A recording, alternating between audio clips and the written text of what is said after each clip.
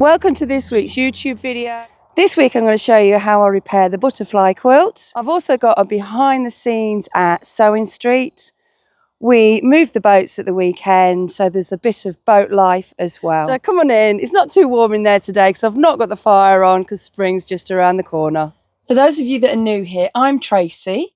I live on a narrow boat on the Grand Union Canal, and we've got the little boat, which I'm in right now, which is my floating studio. So welcome aboard. There's just been lots going off.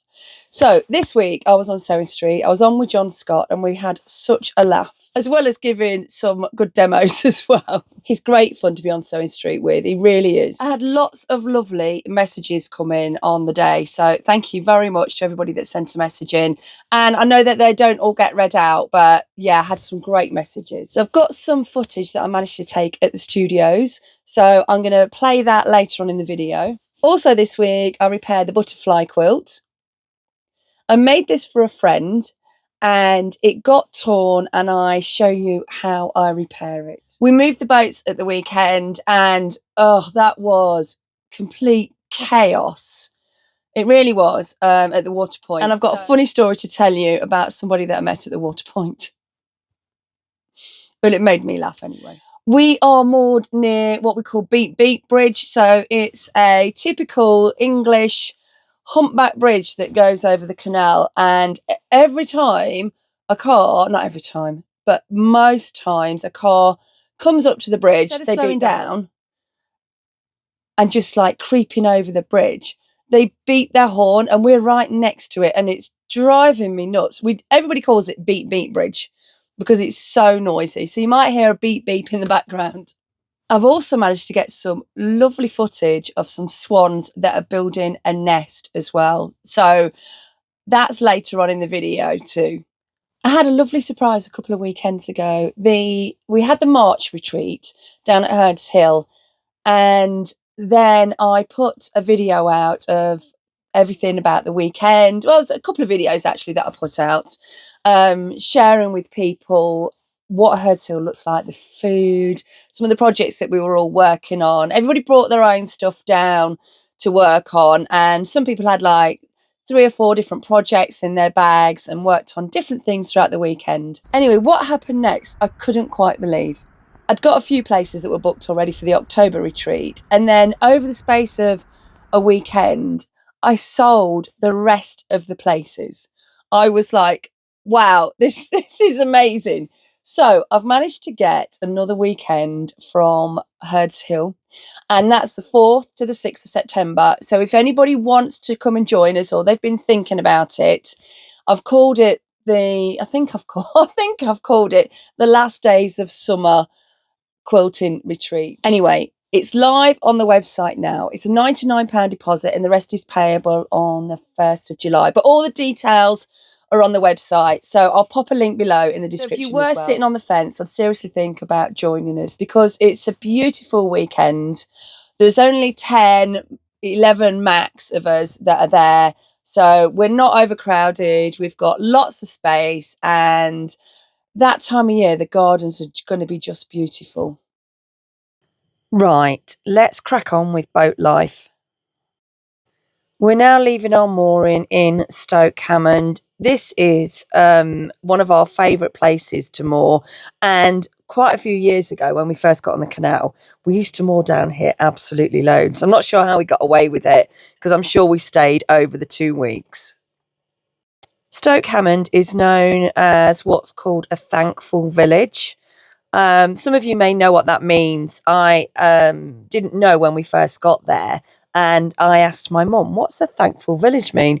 Well, basically, that's one of 53 villages throughout, I think, the UK, where in World War I, all of the men that went to war came back safely. And it's the only village in Buckinghamshire that is a thankful village. We've headed on down to the water point, and it was absolute chaos. There was boats everywhere. We had to moor up next to this wide beam, and luckily they'd given us permission to do that and step across their boat. Anyway, I'm filming this as I thought you would all like to see being at the water point. And as I'm filming, I'm really careful to try not to get people in the film, unless I've got their permission. And there's a guy behind me and he says, "You're not filming me, are you?" And I'm like, "No, I would have asked you." He said, "Oh, that's good." He said, "Because I've been in some films before, you might recognise me." So I looked at him and I was like, "No, I'm sorry, I don't." He said, "Well, actually," and then he started laughing and I thought, "Oh no, what is coming now?" And he proceeded to tell me that he'd been in a porn movie. And at that point, I burst out laughing, and so did he. Now to something a little bit more sensible. So I made the butterfly quilt ages ago and I gave this to my friend and she's had it on her bed and it's got torn. But it got torn by Bella, my dog. Bella and Sydney had a sleepover with my friend and Bella jumped on her bed and she managed to tear the binding and the pom-pom trim that sits within it. So of course I need to repair it. First, I'm having a look to see how bad the damage is. And to be honest, it's not that bad at all. So I start to take away any loose threads that I can find and just trim them off. Once that's all done, I get my sewing clips out and I start to clip it all back into place. It was quite a few years ago that I made this quilt. In fact, it was the first butterfly quilt that I made and it's not on the front cover of the pattern. So it took me a little while to try and find a similar coloured thread to sew the binding back on with. It wasn't difficult to repair at all. I stitched everything back down in place, making sure that the pom-pom trim was tucked inside the binding. This is a well-loved and a well-washed quilt, and I'm so happy to see it being used daily. If you've got any quilt repair stories, I'd love to hear them, so please pop them in the comments below. We're at our new mooring now, and opposite us are some swans that are nesting, so I thought you'd like to see them.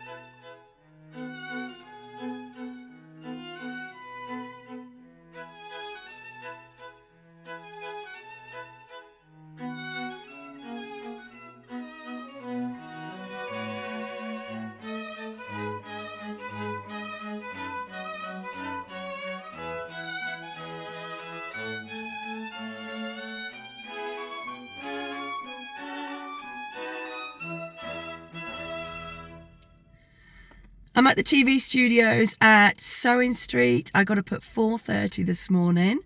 I left at 5:15 and it's now 6:45. It's just got light. So I'm going to go in, meet the team, get myself sorted and have a cup of tea. Sewing Street starts at 8 o'clock and these are live shows. So you need to be at the studios for 7 o'clock so we can run through our individual shows and we all know what we're doing. I thought you'd like to see behind the scenes. So I snuck upstairs and I managed to get some video of the studio. I always love seeing my quilts hanging up ready for the TV show. Well, I finished my show. I did an hour show. Always great fun to be on with John Scott. We did have a giggle. I am shattered now and I'm hungry. It's only like 11:30 and I'm ready for my dinner. So I've got probably about an hour and 40-minute drive home. And then I might have a little nap. Anyway, thank you so much for those of you that watched and sent messages in. Your messages were really lovely. As usual, thank you so much for watching if you've made it this far to the end, because it's a longer video this week, because there's been absolutely loads going off, as you can see. If you did like this video, please press the like button, the hype button, and all that jazz. Oh, and leave us a comment as well. That really helps with my my rating. So yeah, thank you so much.